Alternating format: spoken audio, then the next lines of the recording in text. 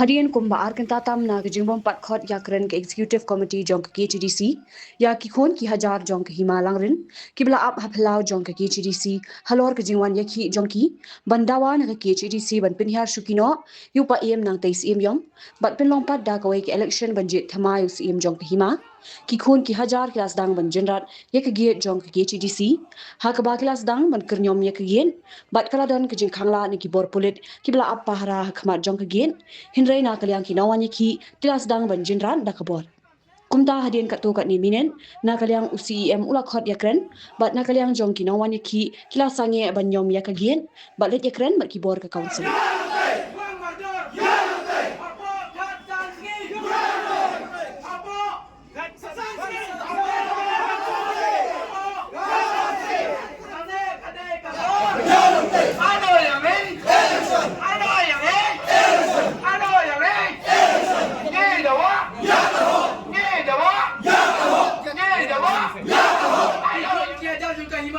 Kita nak kahok panjat dia usim. Anda mapiang ni. Kita lagi kahak kami. Mapi pimla pandai mapiang ni. Lada kikun kejauh juga hima timun su. Ya no tahu saya pun saja. Ano yang ni? Election. Ano yang ni? Election. Ni dawa. Ya kahok. Ni dawa. Ya kahok. Ni dawa. Ya kahok. Ni dawa. Ya kahok.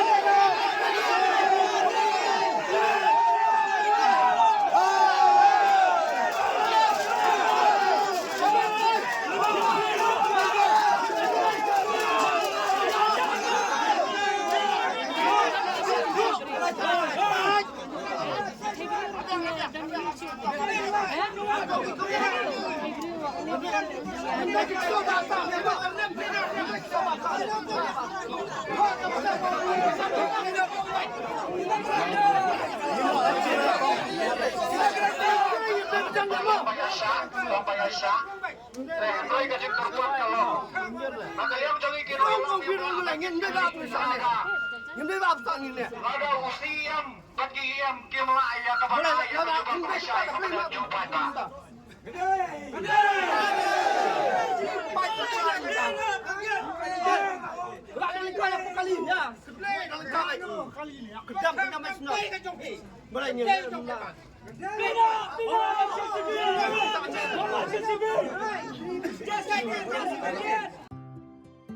Mornings are always busy.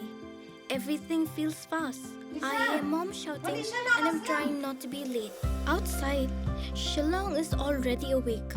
Cars move slowly, horns are loud. It feels like everyone is in a hurry. Then the STEMS bus comes in, bright and yellow, always on time. The caretaker waves and I feel okay. Inside, we laugh and sing. We share snacks, we help each other with homework. It feels nice. My parents know I'm safe through the STEMS app on mom's phone. Because this bus isn't just a ride. It takes us to school, with friends, and a little bit of hope.